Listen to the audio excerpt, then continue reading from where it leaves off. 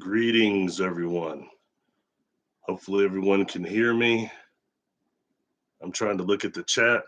I honestly cannot believe that anyone is actually here. So I appreciate everyone showing up. It's an interesting thing. Sometimes I'm at a point in my life where I just have to kind of do what spirit really pushes me to do. I actually was going to go and see that new Alien movie tonight. That Alien Romulus, I think it is. And for some reason, on the way there, I started just getting this just go home and go live.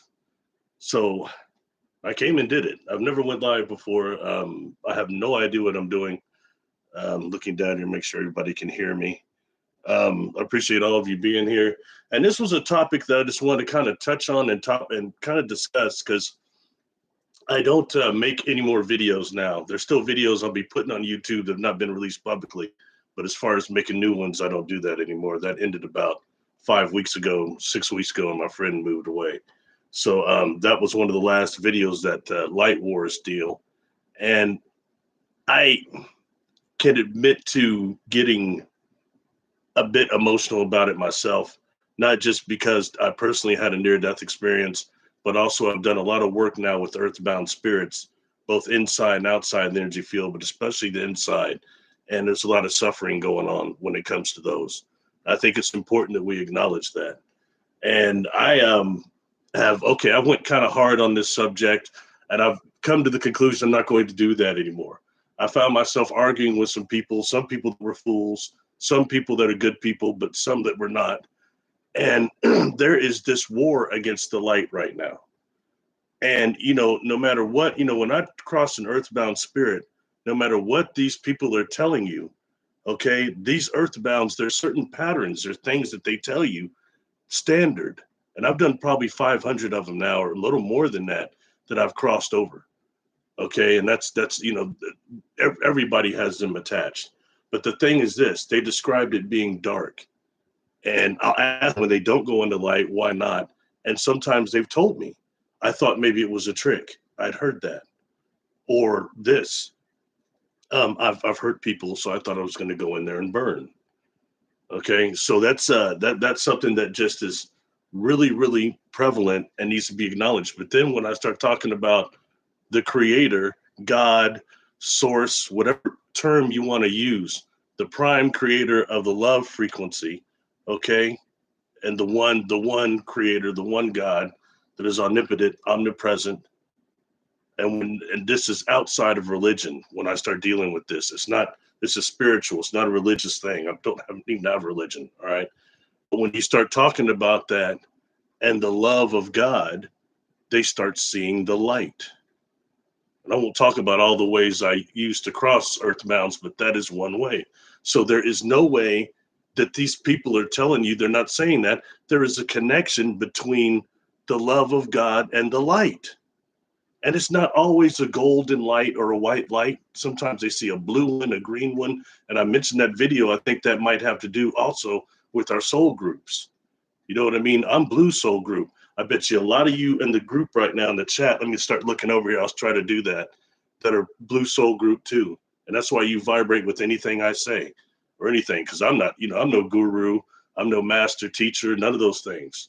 I'm just a brother that had all these weird, crazy experiences that has always tried to understand them and learn the mechanics behind it, learn the real facts behind what are these experiences, the conscious part of it. But the materialists right now that are gatekeepers in these communities don't like that. They want to talk about, SSP, which is cool. Not trying to put that down, or these conspiracies or things that, Anunnaki and these things that are just very, very general or very specific, but not dealing with the prime intelligence behind positive contacts, especially.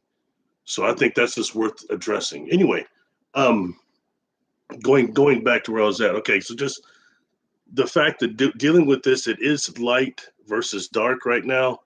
I have lost a few friends this subject. Some people that I won't mention any names because I'm trying to keep the anonymity out of that and try to not do what I did in that video, what I did on Jessica's show was start blasting individuals and some organizations. I just don't like the BS.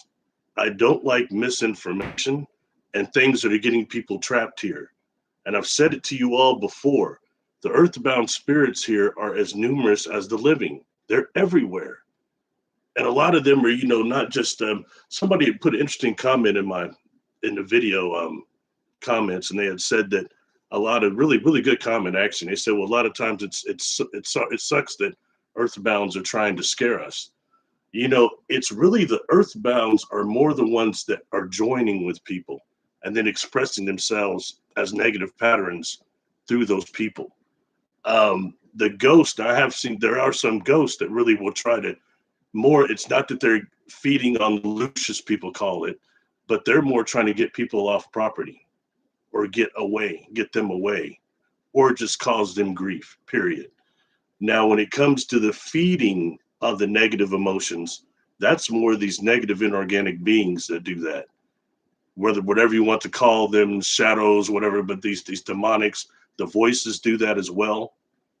Talk to any schizophrenic that says they heard the voices and the voices are really in their head one night, they're wiped out.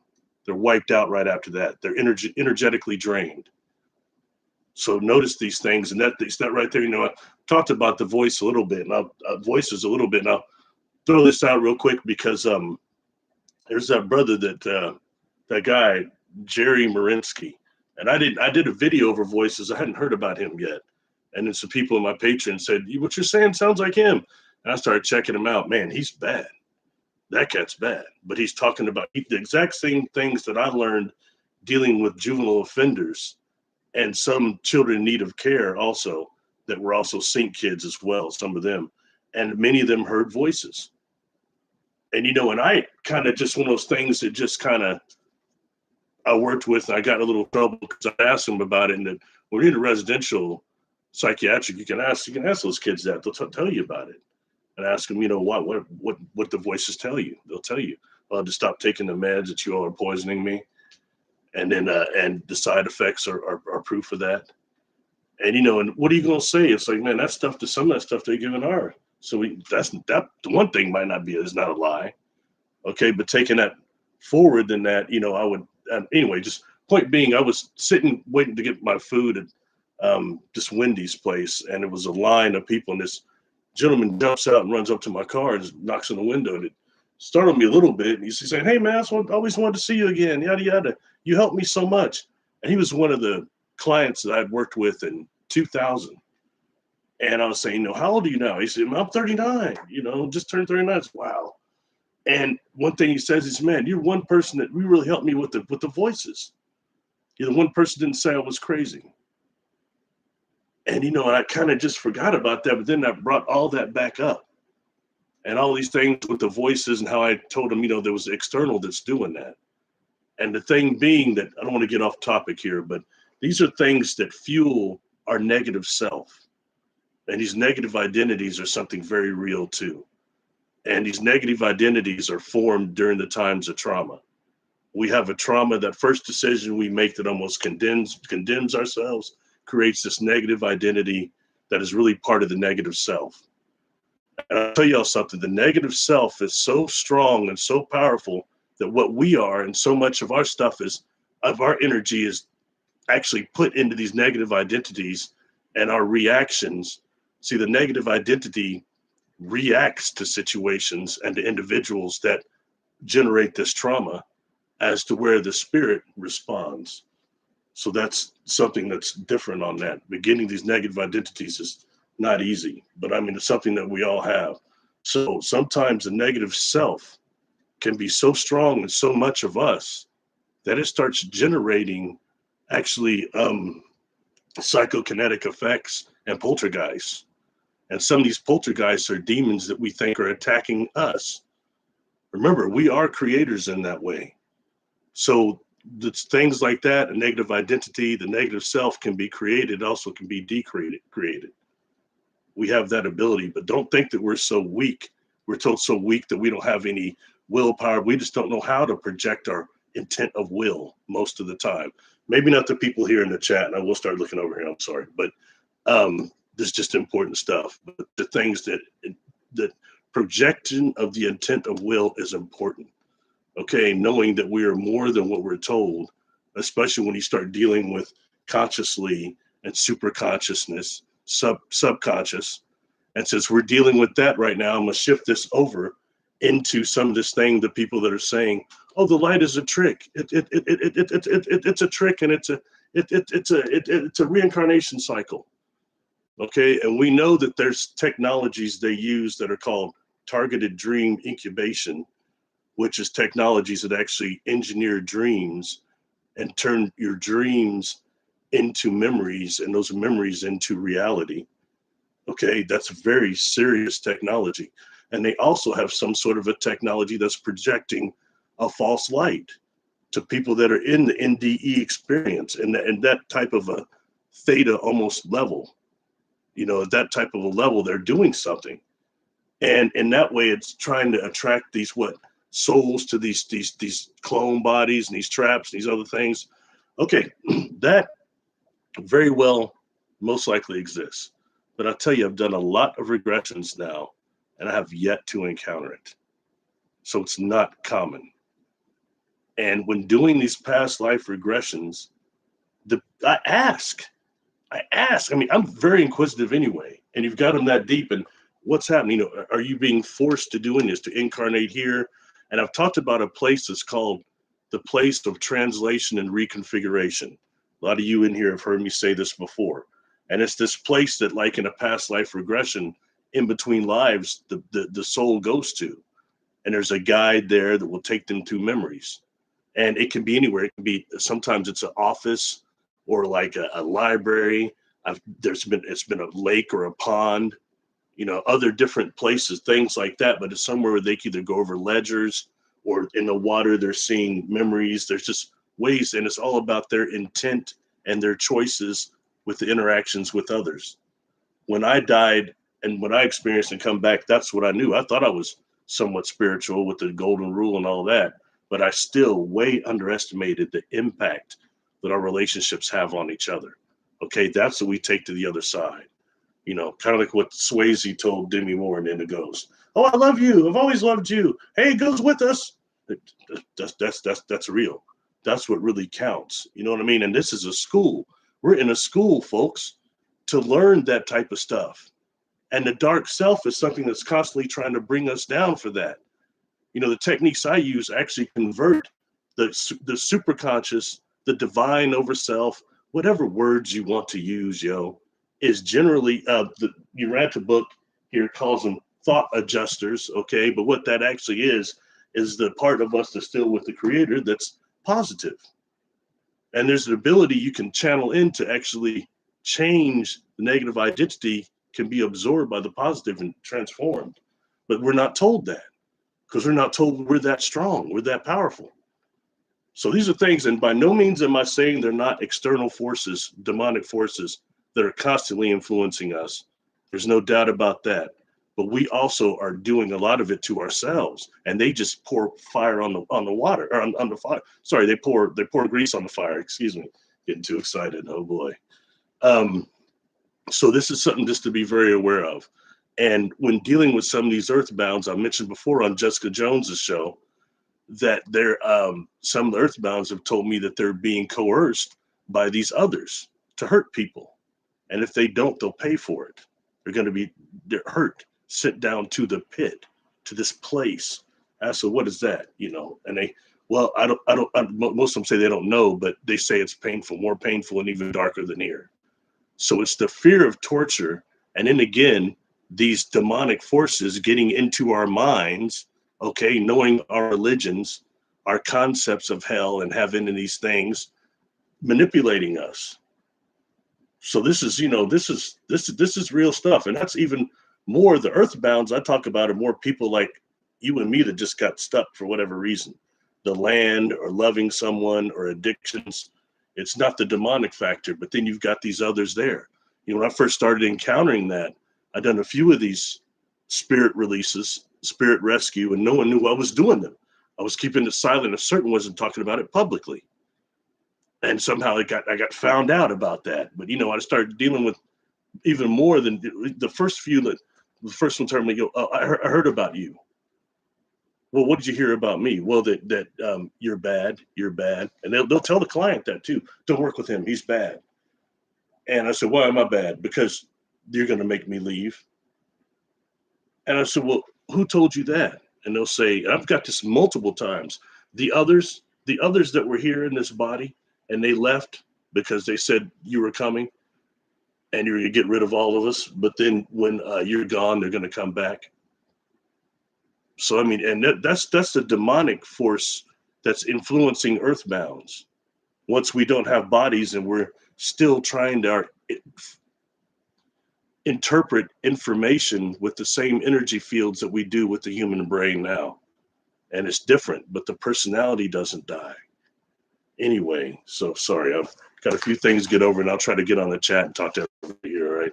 Because I get to talking too much and going on too much, and there's no one here to tell me to shut the hell up, so it's probably not a good thing.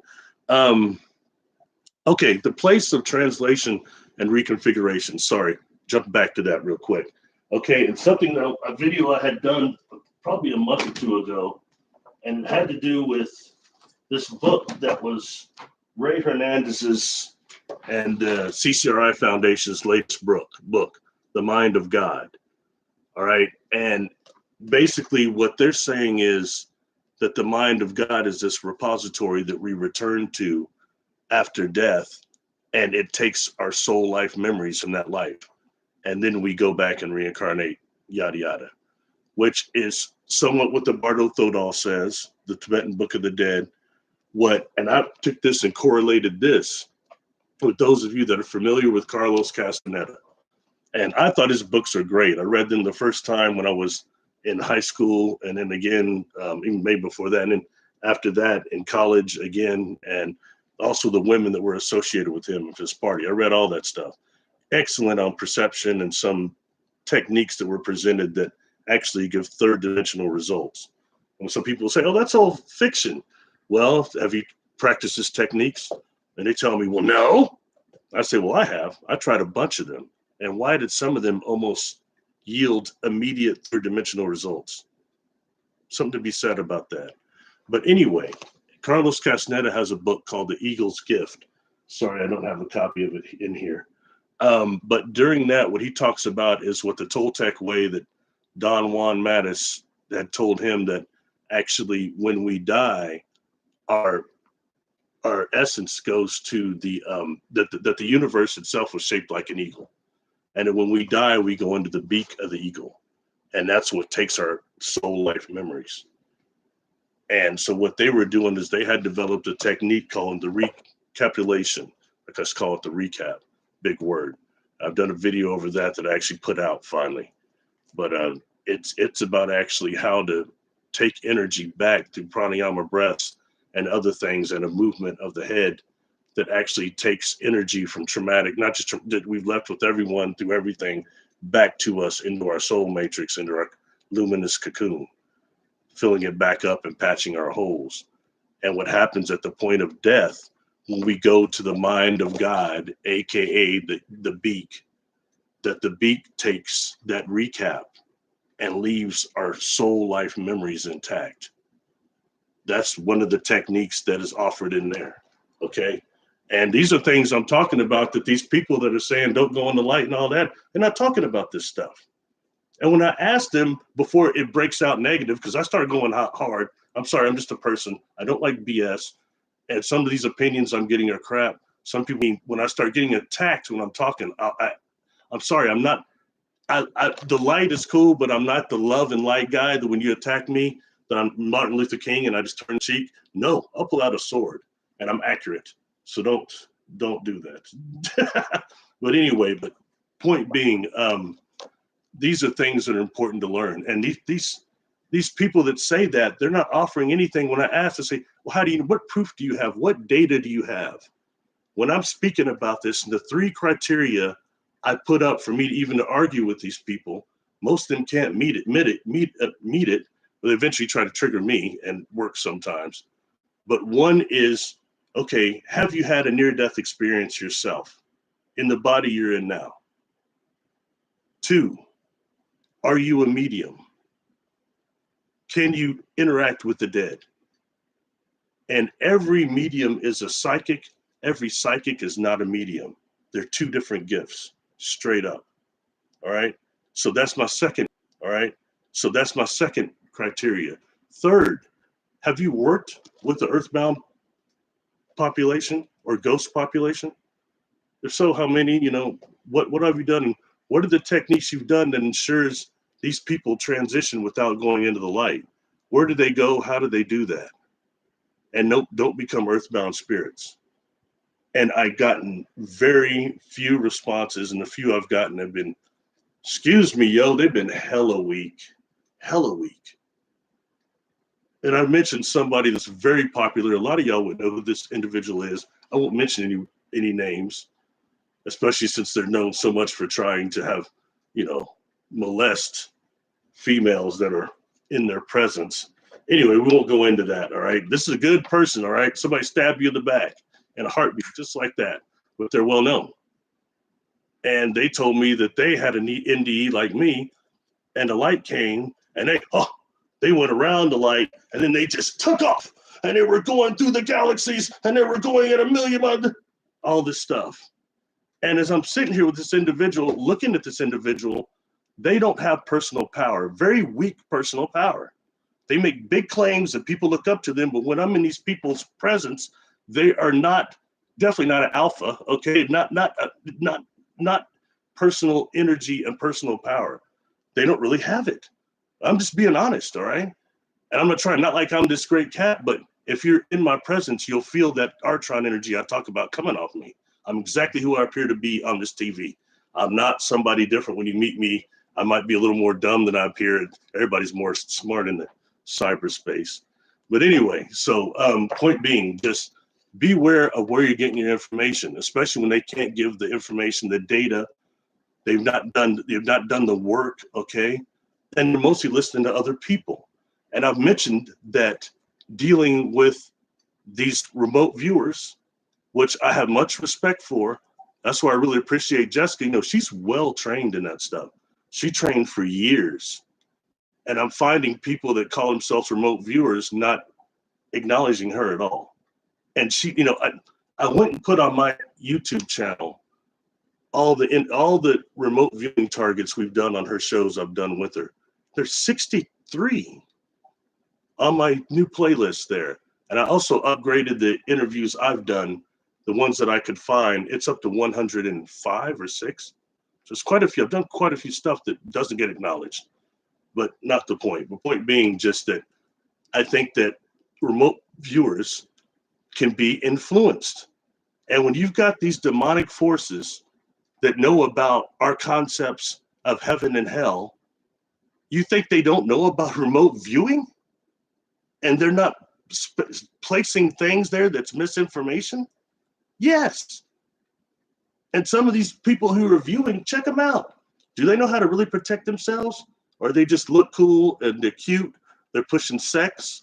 That goes real good right now. You push some sexual stuff and just throw in some SSP with that, and boom, you blow up.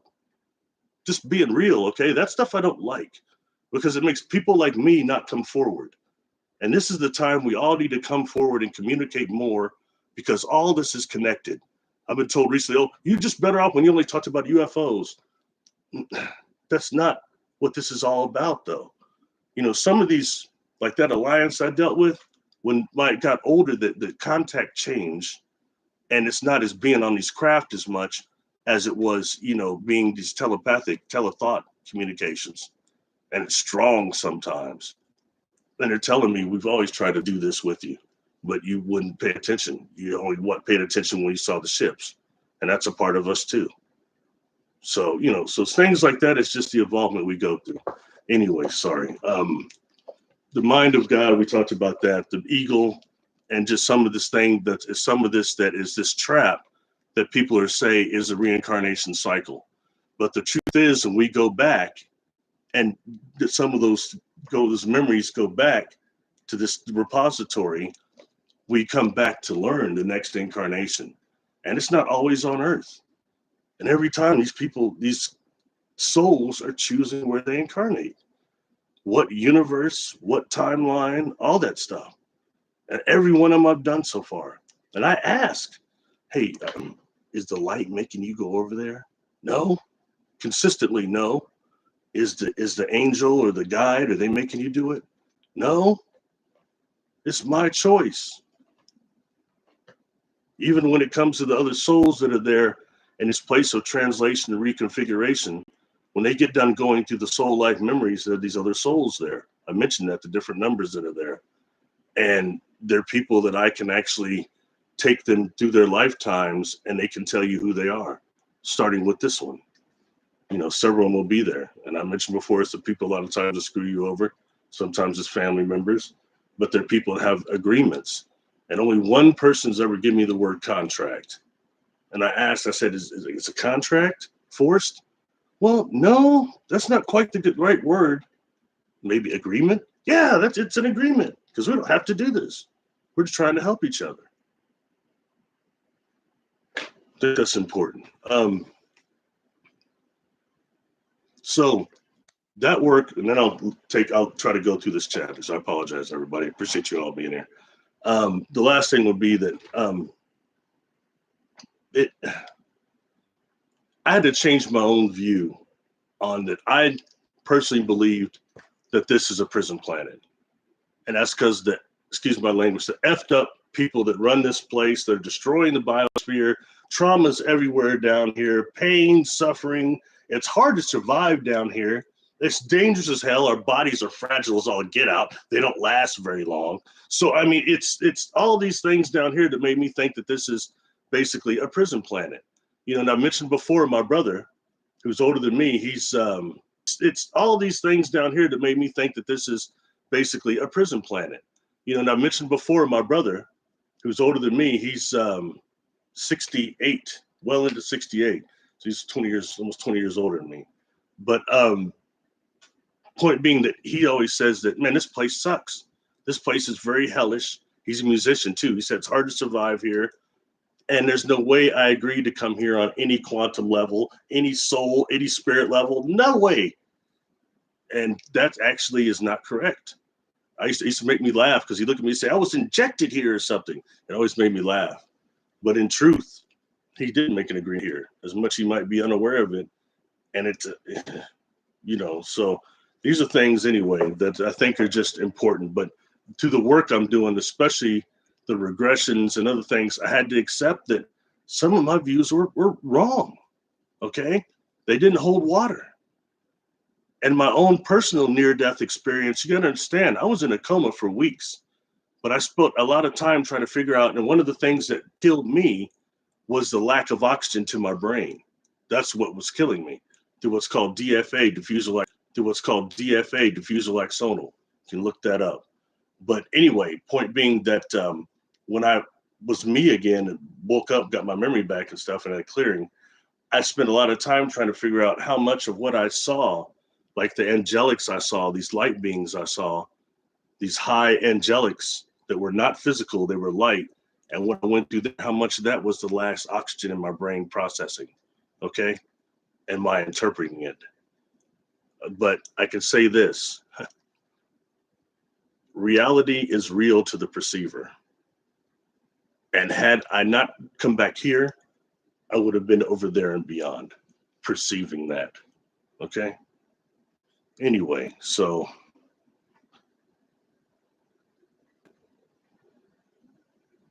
gosh, I can't believe it. There's a chat. There's actually people in here. I can't tell how many. I got to be honest. I have no idea what I'm doing. Okay, folks, this is my first live ever. I got it up somehow, and thank you all for being here. And I see a bunch of genius people in here. You have past life attachment. CC is saying that. I learned to cross over entities over. I had a lot of attachment from past life. Yeah, you have, and then it's ancestral things. And not just that, our body actually stores certain traumas in certain body parts. You can look that chart up, actually. It's not the Maslow, but there's another chart that shows that. And you've got not just the demonic, but also the earthbounds that attach to these places, especially the places that they might have died from, like they got shot in the stomach. They might join you with the stomach. You know what I mean? So that's something there, but the demonic will do that too. And then it's even worse because you have a past life trauma that comes through to this one, and it's stored in your in your organs. You don't even know it. We remember our past lives. You know what I mean? It's like, so that way, it's like some things are quite unfair, but that gives us what? Negative identities and a negative self.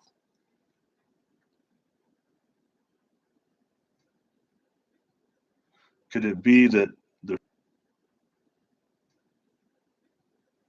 could it be that the free will and humans ignorant thinks it applies to incarnate in their physical body?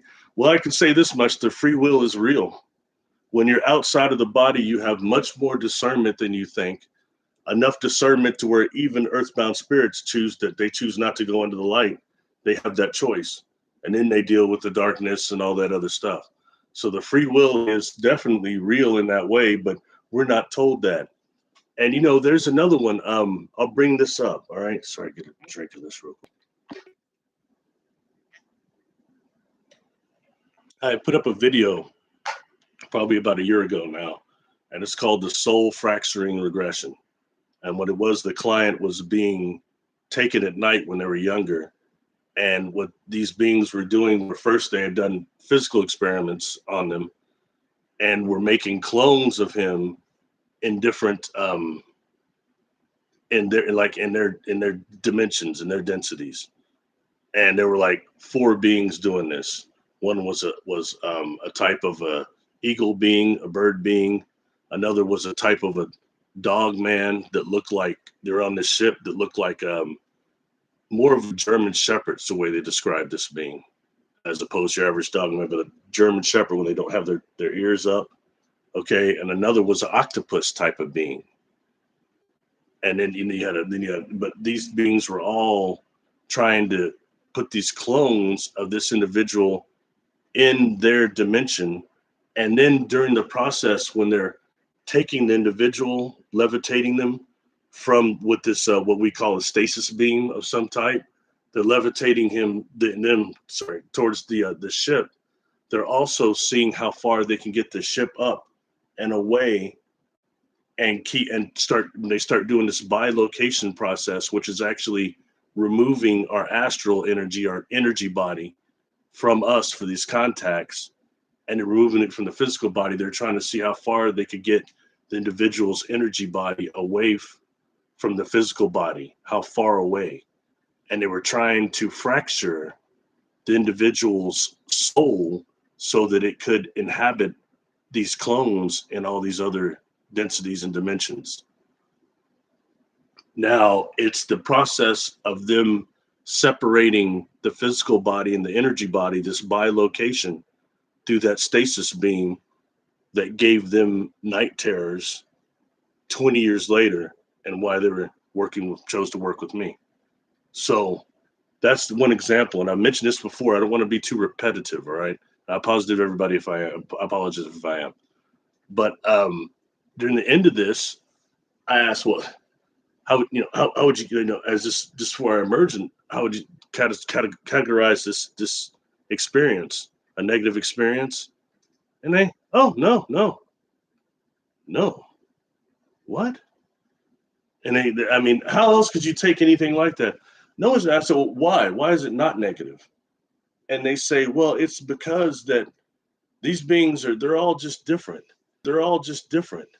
They can love, but it's almost like the way animals on earth love, but not even like that. They can't love like we do. And they're trying to make it to where they can love like us, because they also want to know about what happens when we die, and why we go directly back to God and they don't. That's this individual said. So they're trying to do this to actually upgrade their entire. So in that way, it's not bad. And it just kind of leaves you thinking for a minute. Okay. And it shows how much of the contact phenomenon we don't understand. And it's not as easy to fracture a soul as we're told. And I'm going to tell you, when it comes to the divine over self, they can't be influenced by these technologies we're talking about that are hitting people on the NDE, by the negative self. Whole nother thing going on. All right. That our divine over self, and some of these things that happen, these horrible traumas, even some of these things that we agree to. You know, it's. I had to accept that too. The data speaks for itself. All right. So it's not even about me and my beliefs all the way as to where what I had to even just accept from my own personal beliefs. Do some through experiences, but not all. Some through what reading all that stuff. Okay, I'm going back over here now. Uh,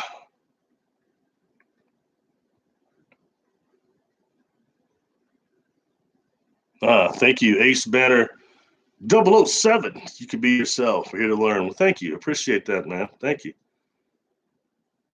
Yeah, I agree. HUP, yikes, it does sound horrific against somebody's personal free will. I agree. That's the way it sounded to me too. I agree 100%, but they disagreed. They didn't view it that way. So I can't change that, you know, but it's so interesting.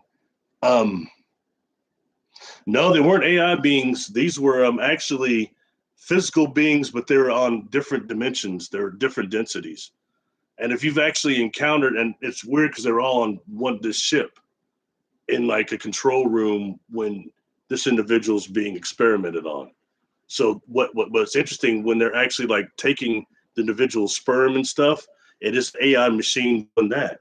It's not actually doctors or anything. The screen memory they tried to give during this regression was to being like military doctors of some type. But there's certain spaces in screen memories I pick up on. I know how to break through them. So they say weren't AI, but they were that instrument that was gathering his genetic material was AI, and it was described rather vividly, advanced technology. But anyway,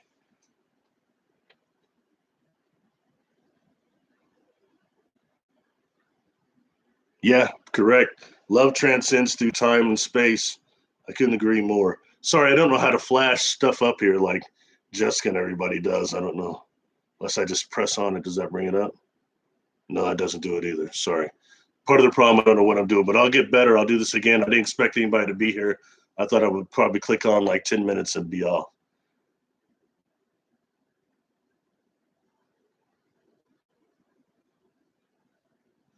Hmm.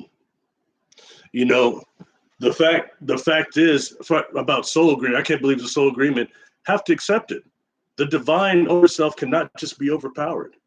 I'm sorry. I've done too much of the work now, and that much is proven to me that it's not our divine over self. And if you look through teachings too, that's true also. But you start dealing with these other levels of ourselves, these other aspects of ourselves that some will have to consent to. Like for me, I have to agree that the horrible accident I went through, on some level, I knew that was going to happen. Okay. I mean, I wanted to say, no, it can't be, it can't be. But when dealing with these concepts, have to deal with it. All right. And some things that are going on, it can't be forced. You see what I'm saying? Not by the divine over self. It has to be agreement from the divine. It can't be forced.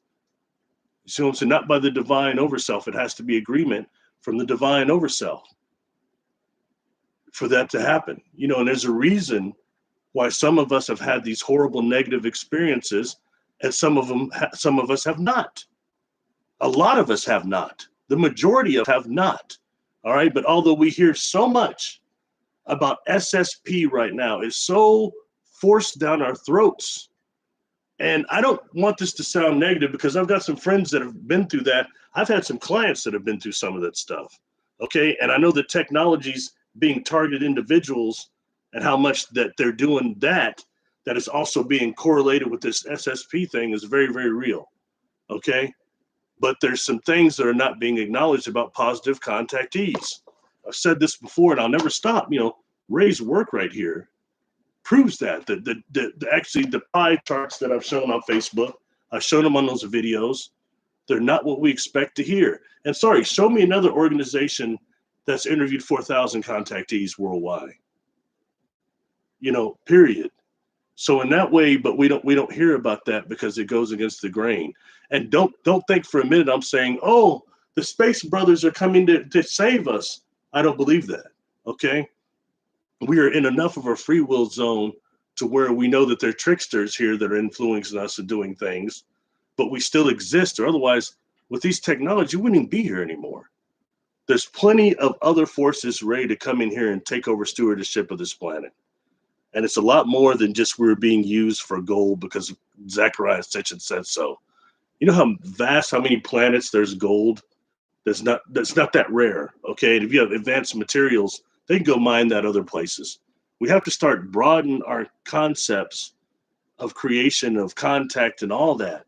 All right, a lot more in that, a lot more of this. The Anunnaki weren't just these one group was in Samaria. You've got so many different civilizations that have come here through different epics, through different things, times that go in type 1, type 2 civilizations. We don't hear about these giants that were here that came from Triangulum that were 25, 30 feet tall, and you've got a large populations of them, like cities of them. And then when dealing with their waste, and they had this large gold component to their blood, they're coming from these planets like that. All right, and these are the melanin dominant Triangulum galaxy creatures I'm talking about. And we start looking at things, they're calling that, what is it, Ornament gold or Ormus gold right now, things like that. These beings had a lot of that in their blood. Okay, and when dealing with their waste products, their waste facilities and things, you're dealing with some possible precious minerals that are on this planet. Really food for thought when you go into some of the Kemetic information back into the past, the stuff we're not told about, because we're never told about the black individuals or darker individuals that were here. That's just kind of alleviated for everything. Is the tall whites, the tall whites. Those are the people here, and that gets to be a burnout. And yes, that's part of the factor too, but you've got a lot more than that. For example, the Black Reptilian video I did. None of those things I wasn't expected in a past life regression. Somebody that had so many lifetimes here on Earth being a warrior that they needed a lifetime of respite. And this was this lifetime of respite, where they're in this place where they encounter this melanin dominant reptilian that was capable of projecting thought that could destroy an entire civilization, an entire planet. And when this individual was on Earth being hidden in this type of a temple thing, a lot of negative extraterrestrials, interdimensionals wouldn't come here, because when he was here, he might start training his thoughts on them and they reach destruction. And I've kind of analyzed that with before that episode of Star Trek is called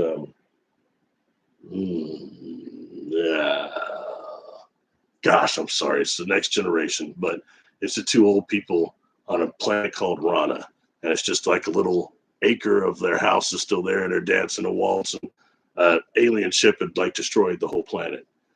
And basically, this cat is trying to get rid of old Jean-Luc Picard from the beginning. I was wondering if you'll be leaving, Captain. They can't explain how these two are still there. And it turns out he says he's a Dowd, a being from another galaxy. Star Trek didn't always use that, another galaxy that was false illusions, and that it came through this galaxy and fell in love and lived as a human. But then his wife got murdered, and he said, "What I didn't want y'all to learn is I destroyed that. He thought it was the ship that fired on the planet, but they say you just destroyed the ship. That's what you didn't want us to know." He kind of looked up. He said, "No, you don't understand." He said, "I leached out in grief, and I didn't just destroy that ship or 100 or 1,000. I destroyed them all of that species in existence." Stuff like that. We start dealing with some of these beings that are from the higher vibrations. Really, you know what I mean? So there's reasons that we're still here, and am I not by any means downplaying negative contact?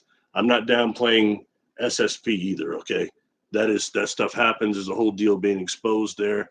That is important too, but it's part of the tapestry. But also positive encounters and just the things that are happening that are maybe trying to take us forward. Some of the help that we might be getting on the conscious level. It's very important. So.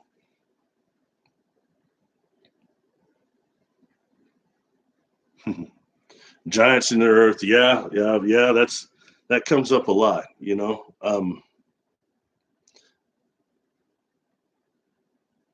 Yeah, it was a good episode. Thank you, thank you. Wow, this is so cool. There's people in here. You know, okay, so the Montauk chair, Urso supervisor or super, um, something with yellow tablet from Montauk that controls the chair that attracted others wanting the tablet. Now, check this out. Now, I actually do have a website. It's barrylittleton.com. It's just I'm not really into it. I need to have it evolved a little bit more. All right. And I don't get on there like I should. That's probably going to change now because obviously I'm doing this. So things are going to try to change anyway. But um, I guess that happened with the end of the videos or whatever. So things just evolve forward. But um, the lady that actually set up my website, and Elizabeth Diane is her name. She's one of the presenters at the Assetti Ranch when I spoke there in 2017. And we went to that office and she set my website up for me in there. And you know, it was so interesting because we were on actually on the panel. There's what 6 or 7 of us, and this gentleman got up that's pretty well known now. His name's Anthony Zinder. He's like ex-pilot and a MMA fighter. I think he does pretty well. And he got up and he asked, he said, have any of you been part of the SSP thing? And, you know, I was like, no, not me. And everyone there said no. But then when it came to her, she had said, you know, I think I was involved with the Montauk chair, is what you call it. And that's all she really said. And that was that. While she was setting up my website, I asked her, I said, you know, do you tell me about this Montauk chair thing? And she said that she's not familiar with what it was by all means, but I just wanted to know more. And, you know, she's probably maybe a couple of years older than I. And she said that her father was in the Air Force, somewhat fairly, I guess, high up or something. And she had a twin sister that he would he'd take him to work every now and again.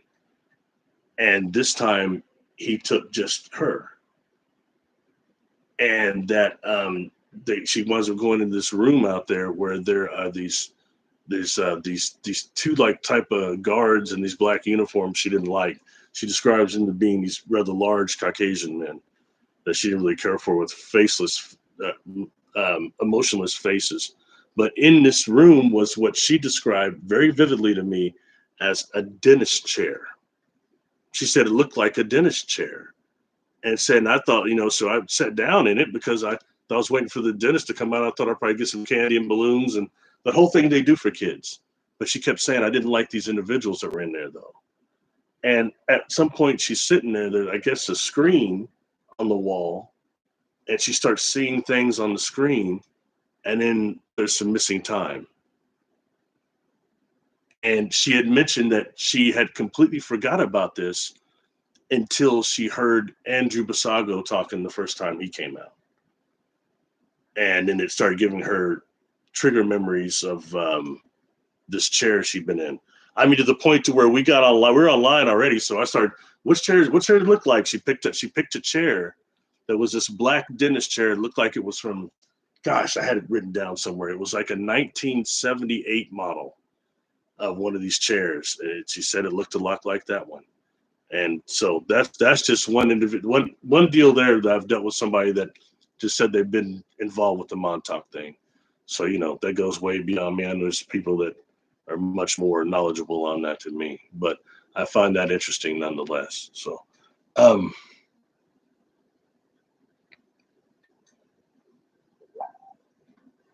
living ship, I don't know.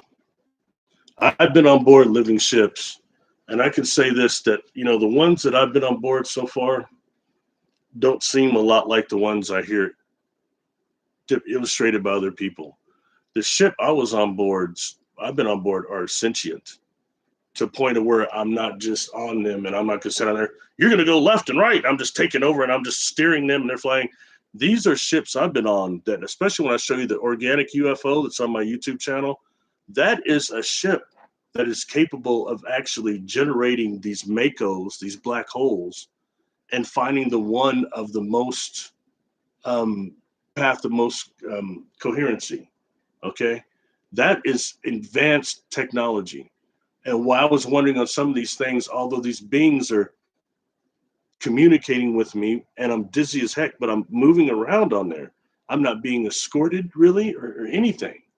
You know why? Because the ship knows me. And we don't understand that this thing is a space organism that's probably maybe perhaps millions of years old. And it knows our soul life memories, us as souls. There's a whole nother level going on there. The same way that maybe perhaps Sasquatch, as well as some animals, have the race memory. Okay. And then we're like the same crows where there's a certain area that I used to feed these crows when I was a kid. My mother used to get all pissed off at me. You say, you're just like my mother. You feed those damn crows. But they're one of my power animals. Okay. All melanated beings that actually have an iris that's pure melanin. So actually, to a crow, I would appear Caucasian. A Caucasian person would appear dark. Very interesting how they see by that. Okay. Anyway, point being that when I go back in that area, those crows respond to me very interesting. I don't even feed them, but just when I walk over there, they are very aware of me. And when I say that, I think it's the race memory. It's been so many decades now. It's not going to be the same crows, but it's probably their descent that have access to that race memory. And I think Sasquatch has access to it also. Anyway, point being, and taking it a level higher, these ships have that actually on the soul memory. You know, we're devoid of soul life memories here as immortal souls, but all the incarnations, some of these ships are aware of some of them in us. And so it knows me. One, I'm too sick to really steal anything. So it knows me. One, I'm too sick to really steal anything. I'm not violent, but I'm super curious. I was one of those kids. If you went to a field trip, you didn't want to go on a field trip with me because one thing is I would sneak away from the group. And two, I asked too many questions, especially if it's a science deal. What's this? What's that? What's that? I was one of those kids. You know what I mean? And it did sneak away. But that's kind of the way that those experiences felt to me. Wasn't being assaulted, wasn't being injured. There's a sickness that went on with it and a type of disorientation because of this breathing problem, this vibrational difference, but also witnessing some of these technologies and they're organic and just feeling it and being around it. You don't have a frame of reference for it. So it kind of makes things difficult. Does that make sense? Frame of reference is a lot. Anyway. New Zealand. Jojo. What's up, Jojo? Jojo, you've been following up. You've been hanging out with me for a while. Thank you. Much appreciation to you. You always leave positive stuff and always very intelligent too. So New Zealand, I've had some friends from New Zealand. They say some really interesting stuff. When I was a kid, there was a TV show that came out from New Zealand that was called Under the Mountain. And it dealt with, what was it? Mount Arenototo, I think it's called. The volcano, the bleeding skies. And the gentleman came from another galaxy to fight these mud creatures. So I've always been real interested in New Zealand and that area. And I've heard so many things about the activity. A friend of mine that here in town actually married an individual that came over here and they live here now. And some of the stuff that they say is very interesting too. So thanks. Wow.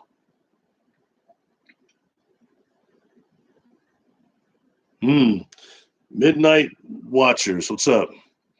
We have videos of hundreds of moving objects coming in and out of the Big Dipper on our channel. I believe it. I believe it. Stargate there. I have wondered if Sasquatch could detect people's galactic origin or signature. Might be a better word for it.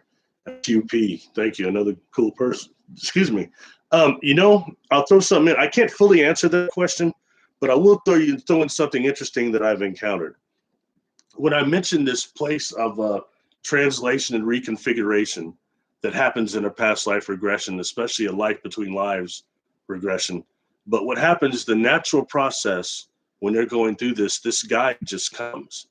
The guide shows up, identifies itself, and they go and do this review of the life. All right.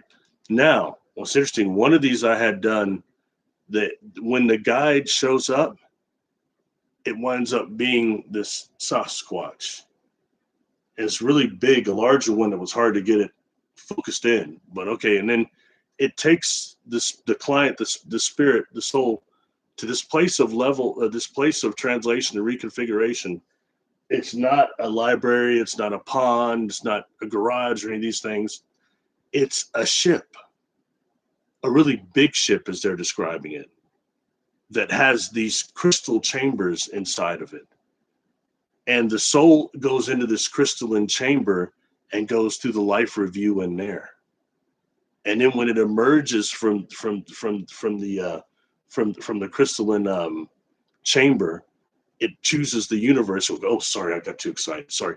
This ship, this large ship, is being described as being outside the space-time continuum, and that it's actually looking at these other universes. I've talked about this, I think, on Jessica's show a few times, so sorry if I'm repeating myself again. But they mentioned several different universes, and I know it's not just BS coming from the consciousness making up stories. First of all, they're really deep.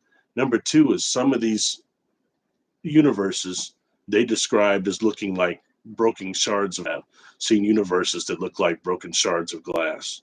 So this is so it's not, they're not all spherical like we're told. So that kind of shows us not everything is bubble theory like they're saying. Anyway, we'll go into that. But this guide is this huge Sasquatch. It's one of the bigger ones, like looking at 10 feet tall, probably, maybe a little 12 more. But it's got this uniform on. So it's way bigger than Chewbacca. Okay, this thing was huge. But it's got on this uniform that really would make Star Trek look like a joke. It's got the uniform that the client was describing was, I mean, it was really something. And this being was saying that, okay, so that for humanity, the human blueprint, they call the Adam Kadmon, right? Weird word, but that's what they call the Adam Kadmon is the blueprint for the human frame. This being was saying it was the blueprint for the its species was the blueprint for the Sasquatch species. That's what came out of that. All right. So, and like, for example, when this individual is saying these other universes, I said, well, tell me about one of the other universes. Which one? There's a bunch of them. The one on the far left. Oh, that one. That's the one that it's different. It's like fluidic space. And as beings, we're like the size of like these huge planets. And we're all connected through collective consciousness. And they're saying, it's a peaceful existence. I've been there before, but it's boring. I'm not going back there. I'm going back to Earth. I'm going back to this. They did it, and they started just going through all this stuff.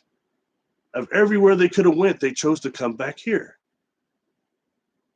And it is what it is. Anyway, just answering that question concerning the Sasquatch, what are, obviously we've got all these different Sasquatch here that are being worked on and probably some of them being created in these underground laboratories that Jessica has seen on several of those remote targets, those blind targets I've given her. She starts seeing these underground labs. So we know that some of these places are dealing with probably making these different type of Sasquatch. I've done a video over the Gugwe, and what is it, the type? Gugwe can also be, I think it's a type 3 also, but the Gugwe, I think, and the Genosco, Genesco, I think that they're like plants. I think they're being made, and I think they're being sent to really discredit the ones that once would do treaties with people. Maybe they weren't good traders or whatever, but for us being any type of connection, I think those Gugwes are being sent to destroy that. And for the first time, I started hearing them being not just solitary, but being in groups. And in Texas, and pushing some of the patty types out of like those some of those habitations, and the people keep describing them. These things are monsters. You don't understand, they're monsters. And what's it with the glowing eyes? You know, that's got the Terminator thing. The Terminator had the glowing eyes. It's a cyborg type of a function to a degree. I'm just saying, I don't have all the answers, but I think it's worth at least good food for thought. Sorry.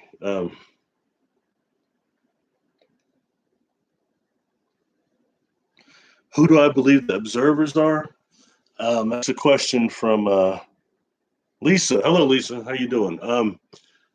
You know, I think it depends, because we hear so many things like the Watchers or the Fallen Ones and all that. You know, but we've got so many different species that are watching this planet, from not just extraterrestrial but also interdimensionals. You've got these angelics that, you know, one thing about this book here, this Uranta book. Now, everybody knows that's followed anything we talk about that. I've got some issues with this book, but I've tried to just, you know, use my discernment to really take the things that are valid out of it.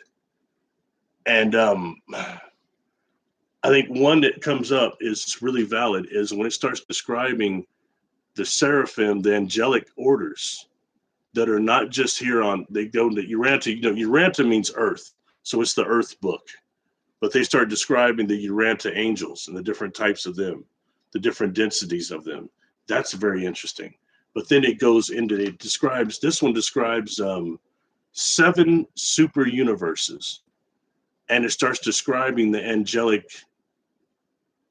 hierarchy of all these going down to our actually universe and constellation and all that, and to our planet. But as far as angelic categories, it's pretty interesting in that way. So anyway, so someone saying who the Watchers could have been, it's hard to say. You know, I had interactions. You know, I talk about my physical experiences, but I don't talk about the stuff I've had that was non-physical. Because for me, on board one of these crafts, or it was just wasn't to me tangible enough. I've since changed my opinion on that. I don't view that anymore. As we get older, we change. But the non-physical ones were on a completely different type of level. I'm sorry, I got too carried away when I was the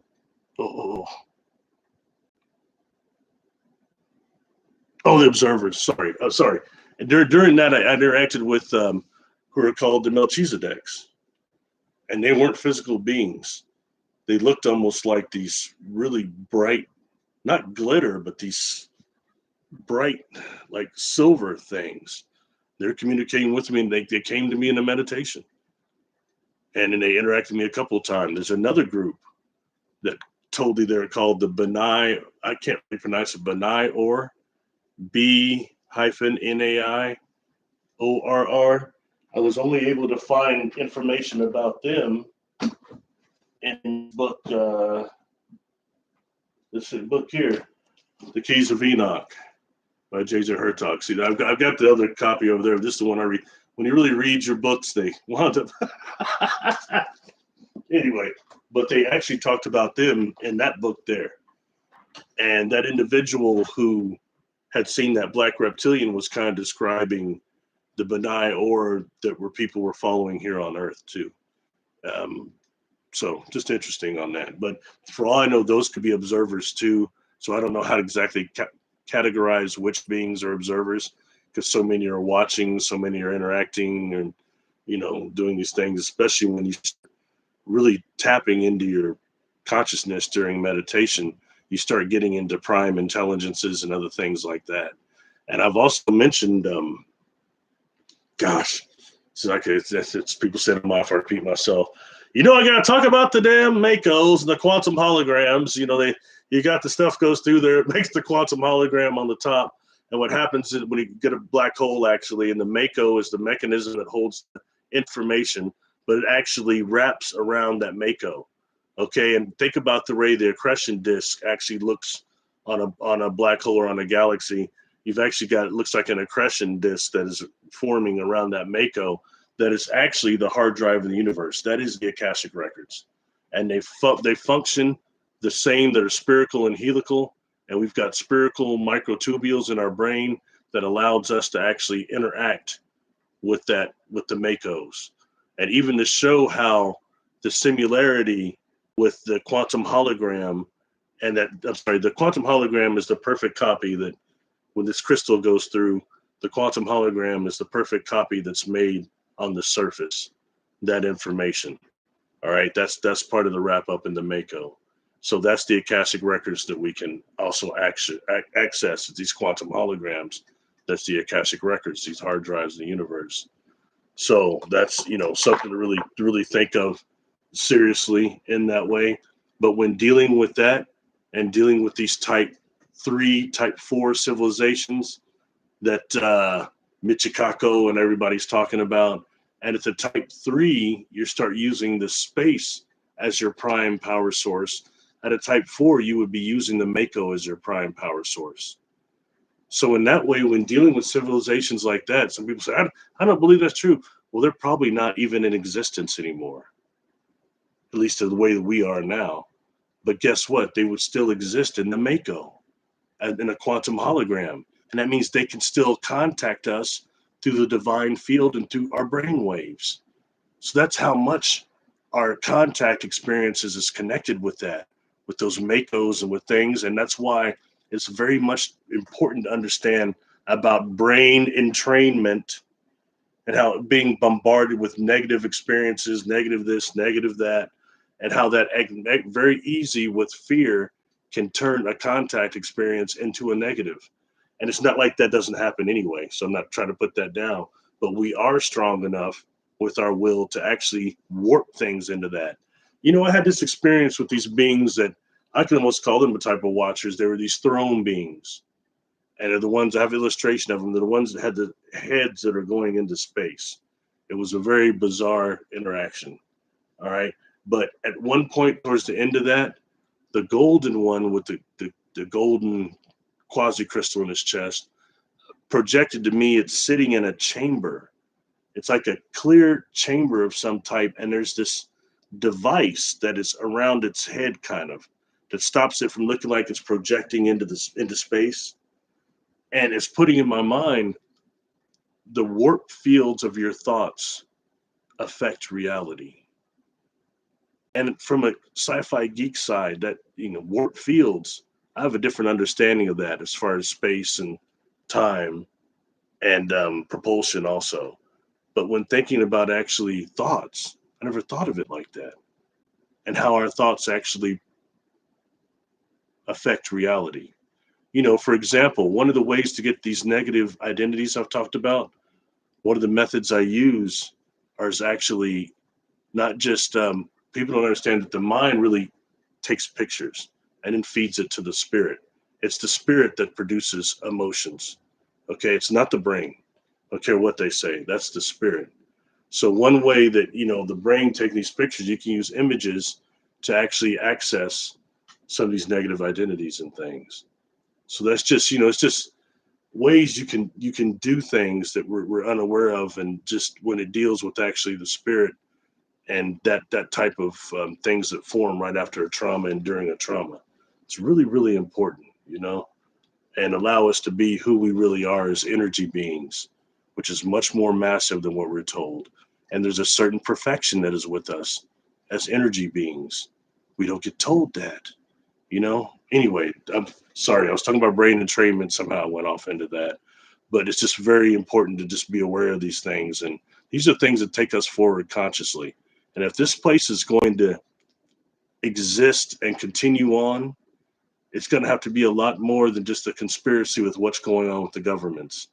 We have to become more consciously aware, especially to join back with like whatever galactic trade route is going on and whatever, because we know right now through the work I did with Jessica that backed up a lot of things like what Tony Rodriguez is saying. And that other guy, oh gosh, what was his name? Oh, sorry. It was, can't remember his name. Anyway, they're saying how slavery is a problem in the Milky Way, especially. And when I had Jessica Jones remote view as a blind target, TRAPPIST-1, and I really gave her that target just to see if she got the same information that that guy Betty Bolton got that does the remote viewing for Jessica or for Linda Moulton Howe on Earth Files. And he talked about there being a big ship he saw out there, and that the third and TRAPPIST-1, the third and fourth planets are in the Goldilocks zone, and the others aren't far off. There's like what, 6 planets I think in that solar system. So I gave her 2 targets. They were those 2 planets. It's like at TRAPPIST D and F or something like that. Anyway, and what she's seeing, the first one she did, she started, asking, is this Earth in the future? What is it with these high rises? I don't recognize them. And then the next thing was this slavery. What's with the open slavery? And she started getting emotional. So that right there, so like I said, sometimes I give those blind targets and I bite off more than I can chew, But that's one of those instances. But so dealing with that, when we join this, we want to join with the factions that are not in the galactic slave trade. And we know that those beings come here. Look, it's the low enough vibration here, and you've got the people that run this planet that are agreeing to that, that obviously, they're running around here. And what's even worse is we've got these individuals that incarnate here just like you and me, and they're from these dark realms. And I'm telling you the truth because they can't even love. There's something wrong with them. I bet you everybody in this chat has met somebody like that is devoid of love. They just seem to be like, not like Vulcans or something. You know what I mean? But there's something wrong with some of these people, or they're just straight up evil. And you can feel that they're evil. And I don't know what they are fully, but they're not like you and me, the ones in here. They're these dark entities that are all dark self that incarnate here with you and I. And they're allowed to do that for whatever way. And I don't know if they get to keep coming back or whatever it is, but there's something going on there. And for me, I try to just leave that alone. When I do a spirit rescue or earthbound spirit release, I encounter demonic sometimes. They're attached to people. And, I just get rid of them. Sorry, I'm not trying to do this big battle and be some Max von Sydow, this big Malachi Martin. No, that's for other people. They can do that. I'm not trying to do that this lifetime. I don't want it, because when the truth is, I've said this before, if you get one of those shadows or something, the little techniques we use, the protections, hey, a lot of those are working effective. What happens when you get one of these things up on you that is billions of years old? And it's much more massive, and you do your protections and it doesn't go anywhere. It's right there. And it's trying to take your awareness, consume your awareness, your luminosity. You're in for the battle of your life, straight up. That's not just talk, that's real. So if that can be avoided, I'm cool with that. I'm not, so basically there's certain things that the demonic or negative inorganic beings will do during these sessions I have that gives them away fairly quickly. There's a couple of things they'll do and not beyond the resistance, or even if they try tricks, there's certain openings, there's things that they just don't get right. So anyway, but that's just something, and that these presences are pushing the people to do horrible things. Sometimes they're voices, sometimes they're not. But these voices, what were the voices all the time? Bad stuff. They tell those people horrible things. You're no good, you're worthless, all things that promote the negative self. See, that's us. So what they're doing is pouring grease on the fire. Big time. That's all they got to do, and then just go along for the ride. You know what I mean? The roller coaster goes like that. All you got to do is hold on. That's what they're doing, throwing us on these roller coasters and feeding on our negative emotions. And I think that the shadows are just the little ones, the little troopers, the ground workers. They're not they're not the prime intelligences behind that are, I think, come from darkness. Not just fallen angels. I think they originate there. I think they are dark. And we have to acknowledge that if we're in the Creator's image, none of us is all one or the other. We're part of either, we're a little bit of both. You know what I mean? And we've got all of us have a dark side, an evil side. And I think that the Creator is the same thing. So we have to acknowledge some of these dark things originate with the Creator. It is what it is. Anyway, sorry. I'm going to start wrapping it up here, but let's see. Couldn't remember the mountain they called out by name. Interplanetary human trafficking. Yeah, exactly. Exactly, Sean. Thank you. Yeah, that, and God, what was that guy's name? I mentioned him in one of the videos I did. I talked about it because I wanted to see, like, that is, when I met Tony Rodriguez, it was in Cocoa Beach just after a conference, just after COVID was over. And we went up driving to the place together. Then during the banquet deal, we sat together. He's sitting right by me. And then we actually rode back. And we're at the airport. We had like 2.5 hours before our flight took off. So we got to talk quite a bit. I was unfamiliar with his story at that point. And when we're sitting there talking, he's not telling me he's a super soldier or he was any of that stuff. He starts crying, telling me he's a slave. I mean, immediately it was kind of like really, whoa, you know what I mean? So, but the whole slavery thing, he talked about it and being in the slave service on all these different projects and different places, different planetoids and other things. It's not for me to doubt anybody's experiences, you know what I mean? But what he says goes right along with, God, what was that guy's name? I'm really sorry that I can't want to say Thomas Mantle. That's the pilot. His name's similar to that. Anyway, sorry, I've got it on that video, whatever the guy's name was. But he's pretty well known. I think Journey to Truth did a series about this guy too. William Tompkins, that was his name. William Tompkins. He had said that. He'd said the trafficking that what's name had just said, Sean Davis had just said. He talked about that. He said that there's a real problem with that here in the Milky Way, especially. And when dealing with that too, when I had met and got talked down by Corey Good, and so like I said, a lot of one-on-one talking we did. And, I asked him, I said, man, what do you think about Dogman? What do you know about Dogman? And he said, well, they're intergalactic body parts traders. They specialize in trading intergalactic body parts. At least one species of them does. And, when I had mentioned that to Jessica, actually, and this is years later, then I mentioned to Jessica, I said, this cat said that about that. She started going into that, Green Eyes of Yellowstone, is it, or one of those? I did that show and I didn't do so well in that show. It's kind of grotesque. But, so I'm being this run around on the battlefields collecting body parts or something that looks Sasquatch, Dogman type like or something like that. So, just one of those things, again, like I said, I just keep an open mind, food thought, I'm throwing it out there for you. All right.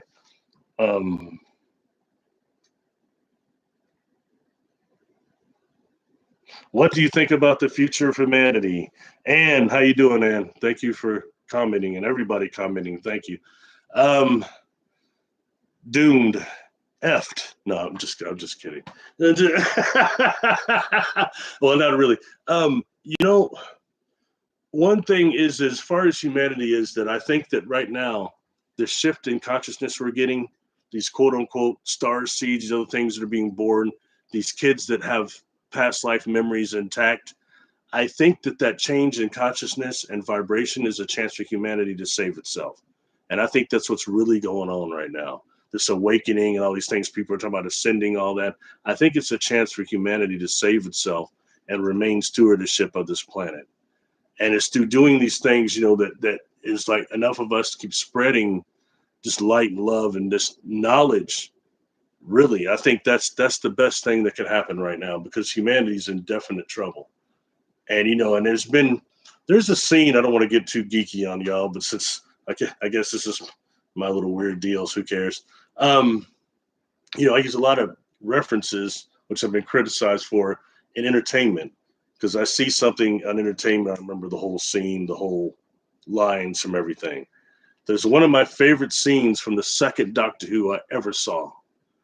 And it was, and this is going back to early 80s now, like what, 81, 82. But it was such a cool scene. It always stuck with me as something I've rewatched as an adult.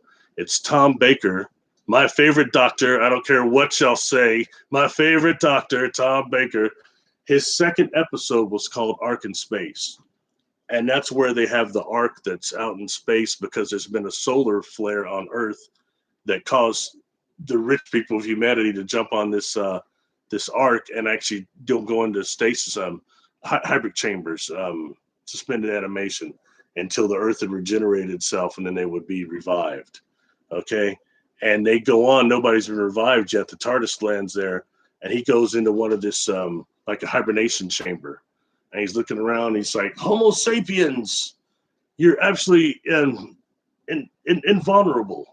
He said because you just crawled out of the mud a few centuries ago, and now here you are out among the stars trying to outwait eternity.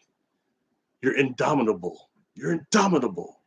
And I'm sorry, of all the doctors, only Tom Baker could have pulled that scene off like that. But it was real powerful, and that's my answer concerning your question about humanity. I think there is something about it that's indomitable, but we need to raise in frequency to where this isn't a planet. Maybe we can't get it quite to utopia, but somewhere to where if you had a spaceship full of Jedis, humanoids, they wouldn't do like Spaceballs. Way to check, please, and just keep flying right past here. Or like Star Trek First Contact. Remember what they said, that the Vulcans they're coming through this solar system on a mission that they're going somewhere else. They have no interest in Earth. It's far too primitive. And then dude broke the light barrier and they came here. And First Contact changed everything. So just in that way, I have hope for humanity, and we have to hold on to hope. Surviving 4 catastrophic traumatic brain injuries, I know hope is real, hope is important, and hope is more than just an emotion that can be made into a reality. So what strength can we get from this hope? You know, I've lived long enough to know that wishing for well and is not enough to conquer a superior adversary. So it comes down to what strength can we get from hope? What realities? Sorry. Yeah, the Doctor Who with the scarf. Yeah. And the young people laugh now because that's old Who. And let's admit it, the monsters sucked. Okay, the effects were terrible. Even back then, they sucked. So right now, they're really ridiculous. But something to say about that though is, when you start dealing with older shows like that, it's a lot more acting. They couldn't just blow something out, special effects to make things better. And I'll tell you a funny story that about, it's been several months ago now. I decided I got a wild hair like doing this tonight. It was on a Friday night. I went and watched that. It was the last Flash movie, the superhero movie, The Flash. And it's where he actually runs back in time with himself to stop his mom from getting murdered. And it was, first, let me just tell you now, look, that was a freaking terrible movie, okay? And this is the mistake I made, all right? I had a friend that had given me one of these really like high milligram gummies. So I said, F it, and I ate it, all right, before I went up to this thing. And I went up there, and I'm sitting there, and this thing, first of all, there's nobody in this entire theater. There's a guy with his daughter in the corner over there. So I sit in the middle of the theater, nobody at all. And I'm not kidding, it was totally empty, except for those other 2 people. And basically, that movie was so terrible that if he wasn't running in super speed and they were showing the cool effects or blowing something up, the gummy started kicking in. And I started kind of dozing off sitting up there, And here's the thing. The Flash's real name is Barry Allen, okay? He's running with himself, and I'm sitting there starting to doze off. All of a sudden, he's yelling at himself, Barry, wake up! And it's like somebody's right here on me. Oh, you know what I mean? And it started dozing off again, and I'm blowing something up. Barry, pay attention! Oh, I mean, had to been look funny to any spirits that was watching. It had to have been hilarious because that movie was terrible. It was hard not to fall asleep during it. And at the end, I get some Christopher Reeve and CGI, and what was it? what's the guy? Nicolas Cage as Superman in CGI. CGI. What the hell was that? That was terrible. Anyway, enough of that. We're here to talk about spiritual stuff. I don't want to go too far on movie tirades. Hopefully, Alien Romulus is better than that. Wasn't a big fan of Prometheus. Sorry, it was okay. The other one, Alien Covenant, it was okay. And, I didn't. Sorry. Anyway, back to the stations here. Yeah, man, I appreciate all of you being here. Definitely, I'm probably keeping everybody too long, so I'll start wrapping this up. I'll tell you what, if you're somebody that enjoyed this, thank you for being here. Please put a like on it or whatever. Leave me a comment, or we're already doing it now, but tell me something you'd like to talk about also. I've done literally, there's, I think, 356 videos on my YouTube channel. And we could talk about any one of those videos. They're all pretty cool, interesting deal. I try to make it to where there's a lot of stuff I'm into. So I try to kind of just share that and share whatever little bit of knowledge I've gotten on there. And that whole YouTube channel remains up, and I want it to be like a database. I had some people criticize it. The videos are too damn short. And, you're wearing sunglasses at the beginning. Well, I wear sunglasses in the beginning because PC had these big lights in there for that room. And as a TBI survivor, my eyes, something they never were before, are a little sensitive to bright lights for just a second. So when he turns those lights on, I have those glasses on for that reason. But no one really knows that. So they just put me down. And I don't like the way you dress. Okay, sorry. And the videos are too short. Well, let me go put my tie on and make sure the videos are like 2 hours long. That's not what it's about. It's for people that want to do their own research. They jump on the pictures at the beginning, and I try to talk chronologically with the picture, what I explain. That's why I show them twice. And it's for people like you all in here that do your own research, do your own experiencing. The difference between fakers and warriors are people of action. Okay, so that's there. So it's just a library just for people to kind of look at, just to get food for thought. That's really what it is. So anyway, I appreciate all of you. Wow.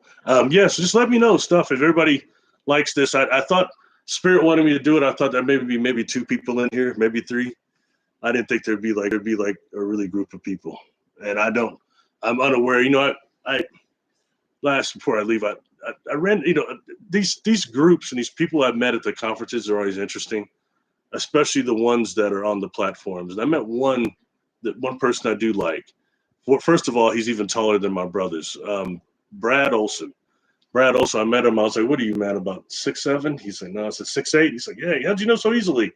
I said, man, I come from the land of the giants. When I take pictures with my older brothers, he started commenting, are you a dwarf or a midget? No, I'm not a midget. I'm not a dwarf. I'm about average height. I'm 5'11". But my brother Mitch is 6'6.5". My brother Reggie's 6'5", a little over 6'5". So when I'm standing with them, I look really short. That's all it is. But anyway, Brad, we were actually in the urinals, stalls by each other, and he said something to me, through the stall. He said, hey, Brad, I'll tell you something. He said, I've watched some of your stuff, man, and I really think it's really good. And I want to tell you, there's a lot of people listening to you. I know you think that there's not, but there's a lot more people than you think are listening to you. And it really just kind of touched me a little bit. It was really just a nice thing to say out of nowhere. You know what I mean? So I've tried to be more aware of that, and I've tried to just represent things that are people like in this chat right now. A lot of people just looking for answers like I was. More stuff I learned, the more questions I got, sadly. But there's few of us that just have to stand up for the truth, especially if you've come up against some of the people I have in these communities with the platforms that, I'm sorry, they're not good people. They're really not. It's not all of them, but there's a group of them that aren't good people. And they're the ones that, the conferences, they don't want to talk to anybody. That's the attendees. They act like they're too important for it.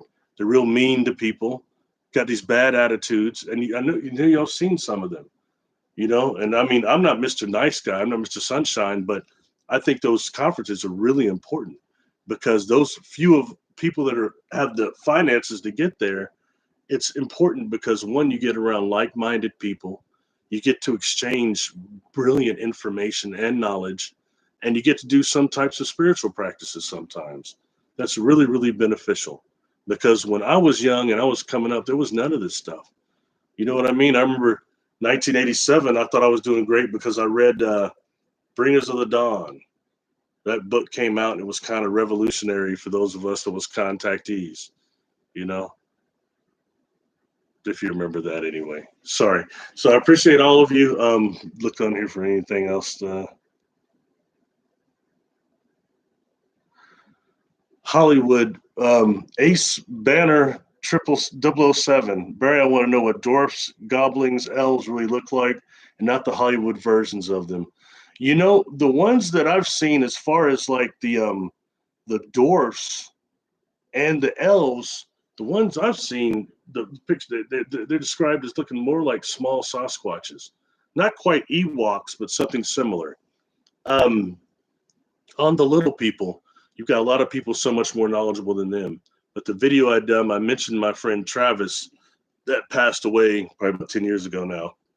He was a Chickasaw Native American, and his father, his grandparents had some land, like a ranch or something, in the Wichita Mountains.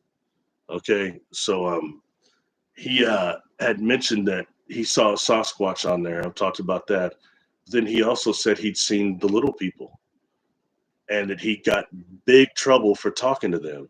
I remember he worked third shift for me for like 8 years. He's one of my best third shift people. And I asked him, I said, man, what did they look like? He got all nervous. He jumped up and ran over, shut my door real quick. I'm sorry, Barry. I'm not supposed to be talking about it, but he looks at me, he said, you know, he said they were about knee high, just almost knee high. And he described them as wearing very old Native American garb. And he looks at me, he said, but they both had on war paint. I said, really? He said, yes, they had on war paint. He said, I got in so much trouble for talking to him. My grandfather got so mad at me, and my dad too, because he said that, you know, you don't talk to them because they steal children. That's what they do. And my other friend that was a child, as growing up, they collected mineral and gems with their family, did that. In my state, they're really well known for that. But they go to these caves, these other places all summer long and during the year. And they had described to me walking on a trail at, I can't remember which one they said it was, but they said they're walking on this trail and their little people were on there. But she said that they looked like children. They were like little kids, but they were kind of almost translucent, transparent to a degree. And she said they kept running around there trying to play with me. And she said, but I really wouldn't do it. I said, well, why is that? She said they were trying to get me to go off the trail. I would have got lost just like that. So, you know, there's that little people thing again. And I think Jessica Jones has that guy named Fred Roll. He talks really in depth about the little people from Alaska, I believe. So, you know, it's just real interesting. It takes back to me. I tend to think about that Twilight Zone, the little people episode. You remember where the guy that the rocket lands on another planet, and the two astronauts trying to do repairs. The one keeps sneaking off. And he comes back. He's like, man, you're not using all the water or nothing. Where are you going over there? And he starts showing the little car, and he's over there like pretending like he's a god. They erected a thing. They're like the size of ants. Yeah, and then at the end, another ship comes and lands, and the gentlemen that get out of that are like the size of mountains. And he's yelling, I'm the god here. I'm the god. And they picked him up. What is that? Oh, it's a little man. They picked him up. The other guy goes, oh, look, you broke him. I didn't mean to. Boom, they threw him to the ground. Let's go fix the ship. They walked off. But it was anyway, just some fun for you there. Thanks everybody very much.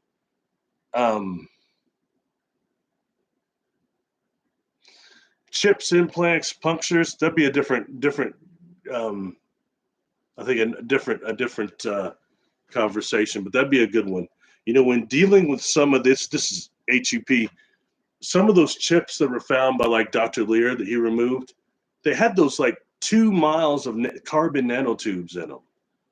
I mean, when you start dealing with that and the miniaturization process of civilizations and ones that can do something like that and something microscopic, and can you imagine when they go from just that, which is the nano, down to the pico? which is smaller. They go to the Pico, and then these individuals are making Dyson spheres around their entire solar system. I've said this before, and I'll mention this again.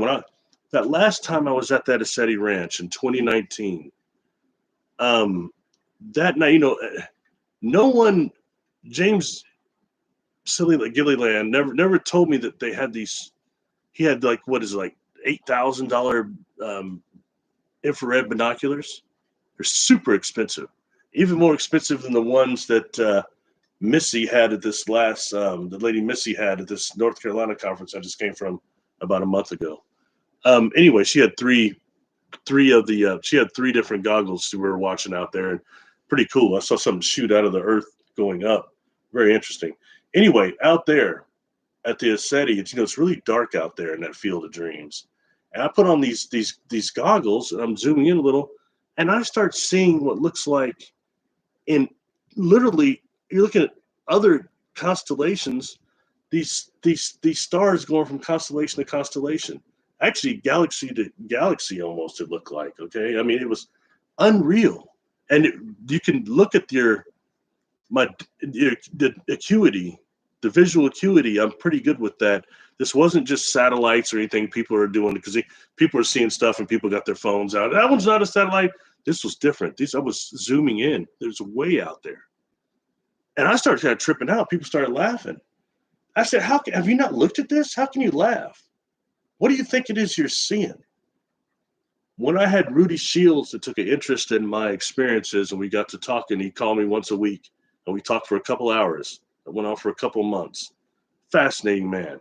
Not a contactee, but as far as scientifically, the stuff he knows. And that's how I learned a lot about the MACOs. He worked on the observatories. He told me about the data that they got from the MACOs. Anyway, I asked him, I said, what was I seeing?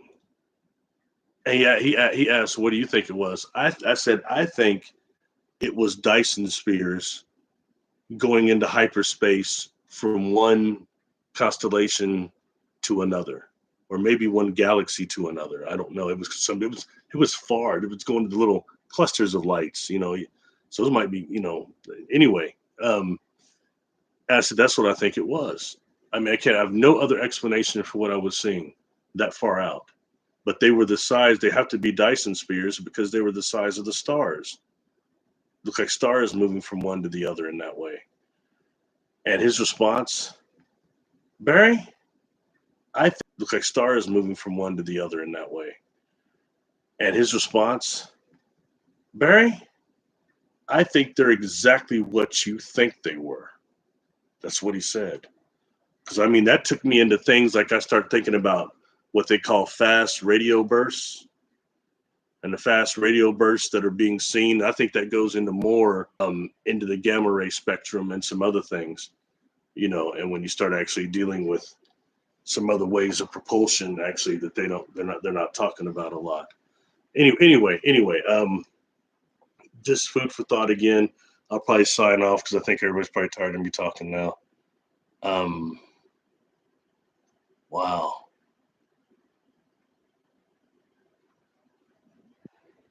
The tubes, RE, the tubes, HUP, the tubes, carbon nanotubes. They're you can look that up. Carbon nanotubes. That's what's inside the implants. Some of the ones that Dr. Lear pulled out, people of abductees. But on inside, they said there was enough of these carbon nanotubes. If you stretch them out, it would be enough for like 2 or 3 miles long. So that's just advanced technology when dealing with that. I was using that and saying that's on just the nano spectrum.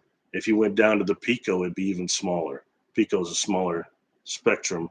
And when dealing with what do they call that? The Brownian concept, where the amount of information and everything on a microchips is getting smaller and smaller by the year or something like that. You start going into the pico, I mean, that's a whole nother thing. That's why I crack jokes about inner space. Martin Shore, remember that movie? You're going to deal with civilizations that are really exploring the galaxy through these Dyson spheres and through inner space. It'd be a whole nother thing going on in contact through those MACOs and through the brain waves and things like that. Really, really, I think cool, but important to include that a little bit. Cool. Well, cool. Anything else, fellas, or the audience? Thank you very much. I'm going to sign off. It's been a couple hours now, but I think. But thank you all very much for being here. I'll do this again since people actually cared and joined in. This was really inspirational. I'm sorry that I missed so many of the comments. I know I didn't get a lot of them, especially at first. I get carried away a little bit on just talking, but I'm going to try to get everything in. And next time I'll try to address some things that are totally different. This was supposed to be about the light and everything, but I think we touched on that quite a bit. All right. And for those that maybe some good people throughout, not in here, but good people I've probably upset a little bit. I've went hard on a few people. So I apologize to those people, but I'm very passionate, believe in this. And the reason why is because I've experienced the suffering that earthbound spirits have had. They've told me, and the suffering that their negative behavior patterns put on the client. That's very, very serious, you know? And when I talk about like the hardest crossing I did was a video on my channel called Without Sanctuary. There's a gentleman named Alan that described to me being tortured and tar and feathered and barbecued and then disassembled and having his body parts passed around. That was the hardest crossing I've done. He was reluctant, very angry, but you know that's real. That's a suffering going on there. He need not be earthbound. You know what I mean? Thank God he's not now. But that's real. That's suffrage. You know what I mean? One way or another. So saying things like not going to light without giving everybody a real good detailed reason why, and without a body of work that proves this, no information sustained is something newer that's coming about. Why do you have all these other books like the Bardo and all these other things that aren't talking about that? How could they all just miss that? This stuff needs to be evaluated. These new things coming up to make more earthbound trapped people, more people that could even go to a lower vibration. You know, if you have too much, when you first go through the death process, something happens that when, you know, the Bardo Thodol talks about that, the first thing that comes on you is when you go through this panoramic life review, which is like the flash of your light flashes between your eyes, before your eyes. You get all the negativity that you put out to others, negative choices, intention. It comes back on you a millionfold. It's enough to scare you back into a incarnation here, or maybe an incarnation lower than this one. Okay. And then the next step is, then after you go through that, you might be somebody that didn't hurt people a lot. You go through that, then you go to the second part, the love that you put out with others, that intention comes back a millionfold. And the Tibetan Book of the Dead I read, the Bardo Thodol, it described that as these gods being blissed out, these gods like on a beach with the most beautiful stuff you could ever imagine seeing, and anything they could ever want is just brought to them. So in that way, what reason do they have to go further towards the Creator? To keep trying to join with the Creator, they lose that ability. Okay, so that I kind of correlated that with Star Trek Voyager, and there's one that was about the Q popped up on Voyager a couple times. There's one where that Q's trying to commit suicide, and he says it's because we've been everything. And they took him to during the trial, they took him to the Continuum. They used it to be this gas station, and there's this big old road going out in the desert. And he says, well, the road is the cosmos. It goes forward, it goes backwards. And said that we've all been that road each way as far as it goes. And we've all been everything here at the gas station. The game, the dog, everything. So there's nothing left. Nothing left to experience. That's why he wanted to commit suicide. So that same thing that stops that volition to go towards the Creator. That's kind of where I kind of just correlated that as being the same things. So it's make sure you don't get blissed out too, and continue trying to get more God consciousness. So that's just something that just kind of throw in there a little bit. And I think it's important. Real quick before I get out, one more thing. When reading that book by Paramahansa Yogananda, his first one, The Autobiography of a Yogi, He talks about when his teacher, Sri Yukteswar, passed away, and he came back later and he saw him. And he described him having this shimmering like colors around him. And he communicated with Yogananda and said, basically I've incarnated on this level of the Bardo, and this level of the Bardo because that's where my, enlightenment was, my consciousness was. And he described it as being like, I think it was pretty nice, pretty good. But that's depending on what information you have. And I could take that and correlate that with a gentleman that really rushed me when I was in Conscious Expo just before COVID. We're talking about a week before COVID hit. I flew back from Australia and I spoke at the Conscious Life Expo. I had 2 days at home, and I went to LA and spoke there at the Hilton. And boy, that place is a trip. It's like the red carpet. Good Lord, hundreds of vendors too. But anyway, I was on a panel, 2 panels, but also I did a private presentation also. And afterwards, people was trying to talk to me. I was trying to get the computer because I almost went over to get out for the next speaker. Next speaker runs in and he says, "Man, I've heard a bunch of stuff about you, all this good stuff. I just want to meet you in person." And he shakes my hand. He starts trying to do a reading on me, kind of. And this individual, it was Daniel Brinkley. And he starts shaking my hand. He goes, "Oh, well, you're like me. You died for real." I was like, "Yeah, I'm like you. I had something happen to me." And he's like, "Well, you're not even trying to make money on this." He goes, "You should write a book like I did. It'll probably do really well." I'm like, "Wow, okay." And he looks at me and said, "Be careful. They're going to try to kill you again, I said, "Actually, they just did when I was in Australia." So, but reason I bring this up, his story, when he went through his story, if you read his book, he mentions after he got hit with that lightning and he died, he was out floating in this abyss. And it's like he couldn't move, like this abyss, the space, and he couldn't move because he didn't have enough spiritual knowledge or energy or personal power to move. He's just floating out there abyss. And he was worried he might float like that forever out there because he couldn't move. And then he sees in the distance, I think it's the 3 light beings, the crystalline type beings that come and get him, and they start taking him, and he starts talking about they're taking him past these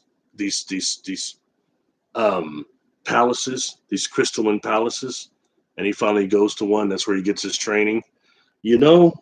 When dealing with these the Bardo or the mansion worlds, in this book here, this Urantia book, it talks about the mansion worlds. And I did a video on my YouTube channel. It's called The Bardo and the Mansion Worlds. It describes these mansion worlds. In the Christian Bible, I believe it's Yehoshua that said, "In my Father's house is many mansions." He's talking about these Bardos, these different astral planes we go to. But this book describes those as not just astral planes, but also these different planets that are circulating around galactic center. Very interesting when it calls them architectural spheres, actually. So in this mansion worlds, and the first one it describes in this book as when you come in, the landing pad for the soul and the angel that brings you there is this crystalline sea, this huge crystal that's the size of like a small sea that you land on there. And then it talks about these crystal palaces. And as Daniel Brinkley described it also, I see what some of the Roman cathedral design of them comes from. It's from these things. And my brother I mentioned before, my oldest brother, it has these outer body experiences. I used to be a little jealous because he can just has these, and I have a bunch of other stuff happen to me, but it was never the OBE. I had to work on that. But he described going through what he said. It's like I pop out, and he went through these wormholes, like a wormhole or two. And then suddenly he's seeing this place where there's like a planet where there's just life growing immediately right in front of him, like faster than someone could paint it. And then he goes beyond that and he starts seeing all these crystalline palaces. He's flying by them. That just comes up a lot. These crystalline palaces, something way that we perceive through our personality, through what's left. That's one of the mansion worlds. So again, food for thought, or the Bardo, as you call them. The Bardos, the several different astral levels, but it's actually these planets too. Maybe they're one and they're not the separate things that we think. Anyway, thank you all for being here. Much love to everybody. Um, oh wow, that's so cool. Oh, last one up. I'm seeing. Okay, last one up. Yorba. I was so uncomfortable with the whole false like narrative. I'm glad you've been speaking on this topic because I think it's important. Thank you very much. And it is, and like I said, I don't know everything, but I can say, like the video I did, like what happens in the light. I can't tell you everything, but in the light, a change happens. And I've seen like, as I'm a medium also, when I do a crossing of an earthbound, I can see the portal in the light and people standing there before this earthbound even announces itself sometimes. Okay. And then they can't see them until we start dealing with the love of God. Then all of a sudden they can see them. It's not because I say, hey, you see them now? It just happens. They get quiet. They say, oh, and they'll say, oh, there's my, and then they say, and sometimes use this too, hey, they've got bodies too, don't they? Yeah, but it's that light stuff. But yeah, they kind of do. They look younger than us. Yeah. Isn't it time for you to have a body of your own? Or do you want to, you don't need to live through this other person through their organ. It's time for you to go get a body and have the change. And whatever happens when that change goes down, sometimes they're able to come back. They're able to come back, and I almost want to call them cherubim because they'll come back with another angel and they'll help people, they'll help loved ones. These are dead ones that are outside energies field that aren't ghosts. And that happens when they go in the light. So for an example, that when I've had one of these earthbound spirits tell me, well, the others left and they told me if I didn't hurt this person more, that they'd send me that pit, yada, yada.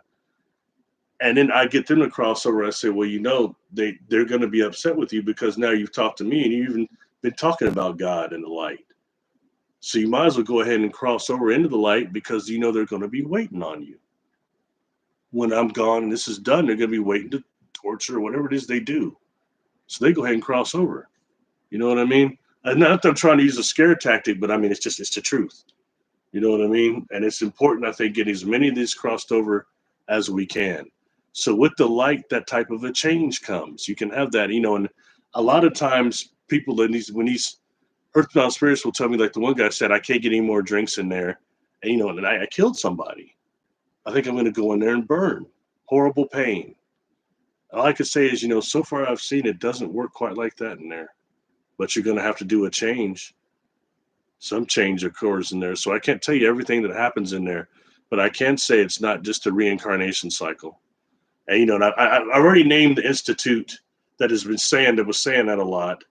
Okay. And so I'm not going to blast that anymore, but they all got that. But who's to say they're not being influenced? Many of these people in person, I have. And, and then you just to say, oh, I've been told by one, oh, I don't have any dead people attached to me because I've done my shadow work. Fuck, man. Excuse me. Heck, man. You know how many people, how many clients I've heard that before, told that? What happens to have 5, 6 of them when I have them hypnotized? So just saying you've done your shadow work doesn't always cut it, okay? That doesn't mean you're just free of everything. Everybody picks these things up, these earthbounds. So when saying that, and they got this negative thing because the individual that owns that institution, they had a bad experience. Well, what do we know about them, about their real purpose? Are they influenced by dark forces? Are they really with God, with the light side, with the love? We don't know. Is something attached to them influencing those remote viewers? Something's going on, because how come when I gave Jessica the blind target of the light, she didn't get this soul trap? And it wasn't because me, Barry Littleton, doesn't want it to be. I just did the numbers, the light, period, in a Vulcan type of way, period. It was those numbers were attuned to just the light. So if it's a trap, she would have got it. Okay, she wasn't getting that at all. She's getting stuff about infinity. She kept in that data. She had infinity in there several times and stuff like that, and going through a whole other thing going on. Why not the soul traps? But you got these other remote viewers saying, oh God, don't go in there, it's bad. And people are believing that. See, but they've not done anything but that, and we don't know they're not being influenced. If they can influence everything right now, is this a war against light and dark? Period. And the people like somebody, I almost got to go, but look, somebody I was close to, I had did a lot of work with them. I went and spoke at 2 of their freaking conferences, okay? One of them, when others had backed out, I went anyway and helped them, okay? And when they had a parent pass, I helped them, okay? And I did not know that they were one of the people that was telling people don't go into the light. I didn't know. I made a video called Bad Advice, and I never spoke to this person again. And then they started doing things behind my back that were very negative and dark. So it tells you right there, period. And when saying, oh, they're telling people don't go in the light because that's what Dr. Blair had told them. I've not been able to find Dr. Blair saying that anywhere. And I had somebody else look too. They can't find it either. So, that's flimsy right there. And at the point when their parent died, I promised they weren't saying, hey, go to the darkness because it's melanin. That's not this melanin, that darkness is something totally different. So, stuff like that, but yet there are probably 100,000 people listen to this person. Okay. And then so basically that shows you that was them choosing dark. It's no middle ground. I was teasing Jessica on the last show I did with her. I said, there was a saying I always used to hear that at night, all cats are gray. No, they're not. No, they're not.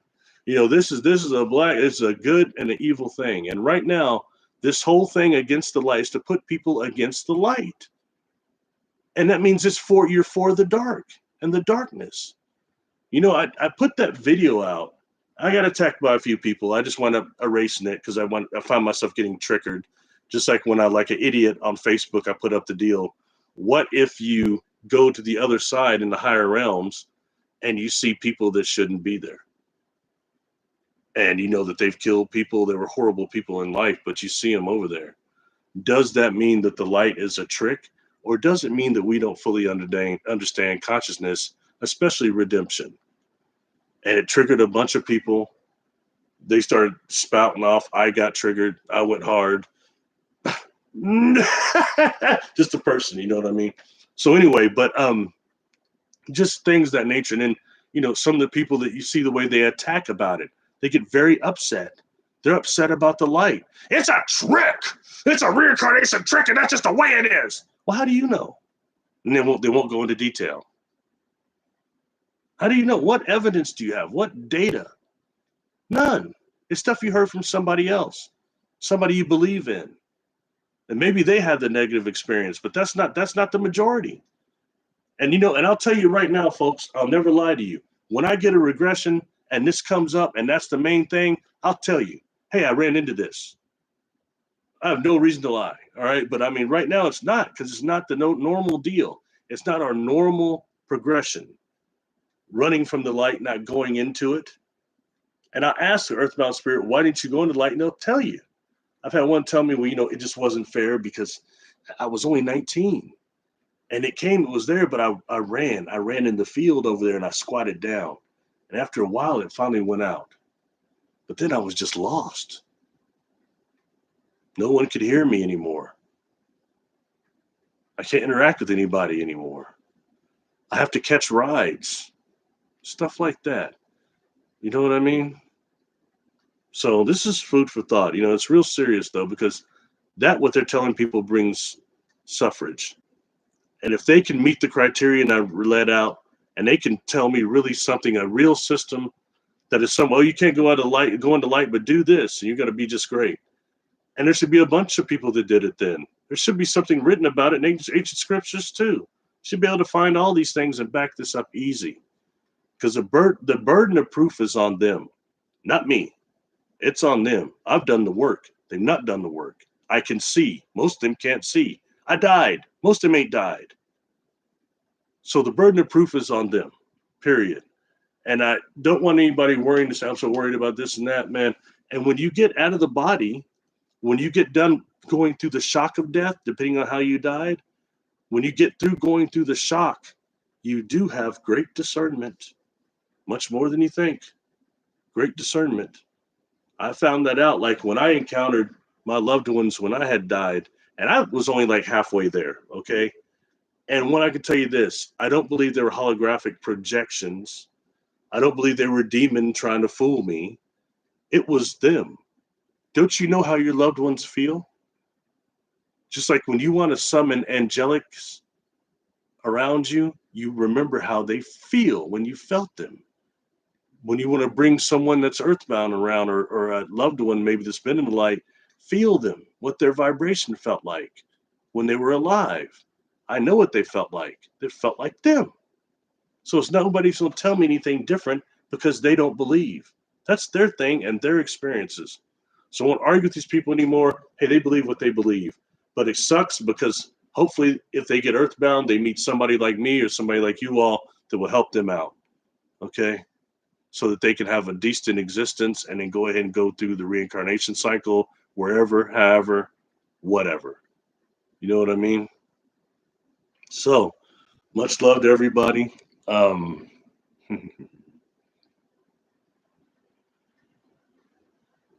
Wow. Totally great, everybody. Thank you very much. I could stay on here forever. And God, I didn't think anybody would be in here. What a trip. Rita Mills. Rita Mills, I'd love to do a regression with you, Barry. Rita, please give me an email at barrylittleton13@gmail.com. I've got that sorted out now to where I'm actually getting people's emails now instead of this the website scam thing. Oh my gosh, the spam that comes through, it just hooks some stuff on there sometimes.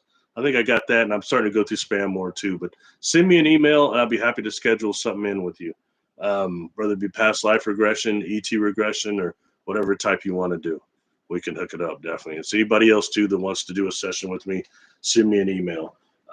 Trauma release, I do trauma release. I do past life regression, earthbound spirit releases, ET regressions, generational curse cutting, also gambling, weight loss too.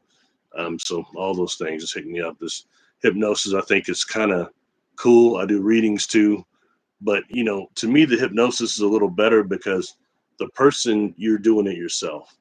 It's not about if you have somebody that's passed. It's not the same if you talk to somebody like me or some other medium. You have half the time wondering, are they right? Are they really, do they really have the gift? Things like that. Instead, you type into your higher self and you do it yourself. You can communicate with them yourself. We all have that ability. We're just kind of locked out of it. So in that way, I'm kind of more of a proponent for hypnosis than I am just readings. Readings are cool, but but not like doing it yourself. It's just something very gratifying from that. Jojo, absolutely. Email me or send me a message on Facebook. I get a lot of Facebook private messages, and sometimes it's just people that, like, I don't think they're real people. But I know you, and so I'll try to look at it. My email again, please. It's Barry Littleton 13@gmail.com. So Barry Littleton 13@gmail.com. Yeah.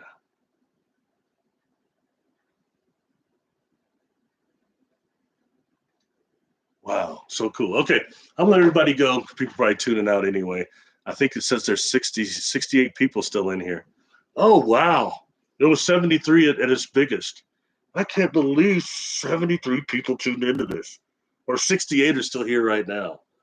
That's mind blowing to me, man. Thank you. Wow. That's mind blowing.